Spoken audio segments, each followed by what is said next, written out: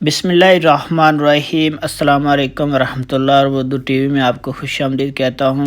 سعودی وزارت داخلہ کی جانب سے ایک اہم بیان سامنے آیا ہے، اس کی ڈیٹیل آپ کے ساتھ شیئر کروں گا۔ 8 ربیع الاول 1443 سے لے کر 14 ربیع الاول 1443 تک 15,688 غیر ملکیوں کو گرفتار کیا گیا، جن میں سب سے زیادہ 7,088 ایسے افراد تھے جن کو اقامہ کی خلاف ورزی کی وجہ سے گرفتار کیا گیا۔ اس کے بعد دوسرے نمبر پہ 6,985 افراد کو گرفتار کیا گیا، جن کو سعودی عربیہ کی سرحدوں کی خلاف ورزی کرتے ہوئے گرفتار ہوئے۔ اس کے بعد 1,615 غیر ملکی ایسے گرفتار کیے گئے جو مکتب عمل کی خلاف ورزی کرتے ہوئے گرفتار ہوئے۔ 406 لوگ سعودی عربیہ کی حدود میں داخل ہونے کی کوشش کر رہے تھے تو ان کو گرفتار کیا۔ 57% یمنیوں کو گرفتار کیا گیا، 41% ایتھوپین جنسیہ کے لوگوں کو گرفتار کیا گیا، 2% باقی جنسیہ کے لوگ جو سعودی عربیہ میں کام کرتے ہیں۔ تو یہ اہم اپڈیٹ تھی غیر ملکیوں کے متعلق